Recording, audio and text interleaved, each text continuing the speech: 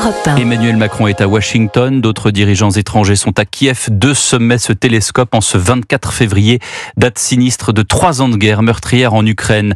L'un donc à Kiev avec plusieurs dirigeants étrangers autour de Volodymyr Zelensky qui appelle une nouvelle fois à une paix durable et réelle en 2025. L'autre à la Maison-Blanche avec le G7, auquel Emmanuel Macron s'est entretenu tout à l'heure en visio. Et surtout cet entretien avec Donald Trump qui vient de prendre fin. Bonsoir Alexandre Chauveau. Bonsoir Pierre, bonsoir à tous. Et les 2 présidents qui viennent donc de s'exprimer.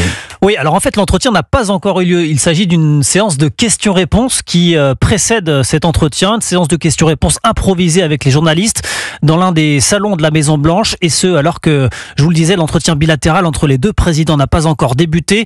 On a vu d'abord tout à l'heure l'accueil très sobre de Donald Trump sur le perron de la Maison-Blanche, une simple poignée de main avec Emmanuel Macron, sans embrassade ni marque d'affection particulière comme cela a pu être le cas par le passé, car les négociations s'annoncent difficiles. Écoutez Emmanuel Macron, il y a quelques instants, il évoque les négociations autour de la paix en Ukraine. Les Européens sont prêts à prendre leur charge sous des formes diverses de soutien à l'armée ukrainienne, de présence y compris pour s'assurer que la paix soit durable.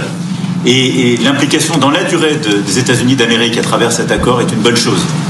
Et donc tout est encore à construire. Et je ne veux pas préempter les discussions.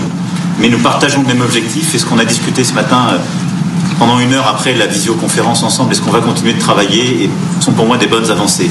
Voilà, Donald Trump, lui, a redit sa volonté de mettre fin au conflit. Il a affirmé qu'avec lui, la guerre n'aurait jamais pu être déclenchée et qu'il allait y mettre fin en quelques semaines. Et puis, il évoque des discussions sur des accords économiques avec Vladimir Poutine, tout en rappelant l'aide massive des Américains pour l'Ukraine, près de 350 milliards de dollars. Donald Trump et Emmanuel Macron qui doivent normalement tenir une nouvelle conférence de presse à l'issue de cet entretien. Merci Alexandre Chauveau du service politique d'Europe 1.